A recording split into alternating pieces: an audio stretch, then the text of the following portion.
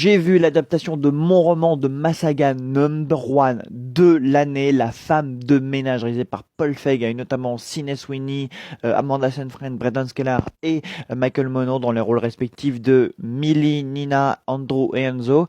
Et j'ai trouvé que c'était une adaptation très correcte. Non, franchement, ils ont géré. C'est un roman qui passe assez bien au cinéma parce que c'est un film qui fait réagir, c'est un film qui propose beaucoup de rebondissements, chaque décor a son importance, chaque pièce peut receler d'un secret et d'un mystère, et sachant que dans le roman, la maison est le théâtre de beaucoup d'événements assez mystérieux, avec notamment le fameux grenier, la fameuse chambre de Millie, qui est très importante.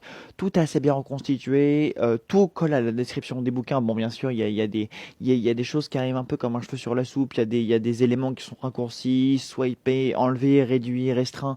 Par exemple, le personnage d'Enzo qui a beaucoup plus d'importance dans le roman. Ici, il est omniprésent, en même temps, il dit rien et il fait pas grand chose et il intervient un peu comme un cheveu sur la soupe d'une scène à une autre. La relation entre Millie et Andrew, c'est pareil et on a l'impression qu'ils ont coupé beaucoup d'éléments au milieu de leur relation, enfin au début de tout ce qui se passe avant que leur relation n'éclore dans le livre et que dans le film ça arrive beaucoup plus vite.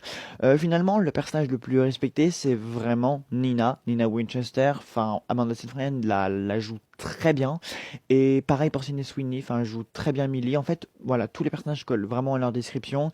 Et finalement, c'est une adaptation qui prend la forme d'un thriller, qui fait réagir, voilà, où il se passe des choses. Le rythme, il est quand même bien géré. C'est un film qui passe très vite. Les libertés prises par rapport au roman sont quand même bien gérées.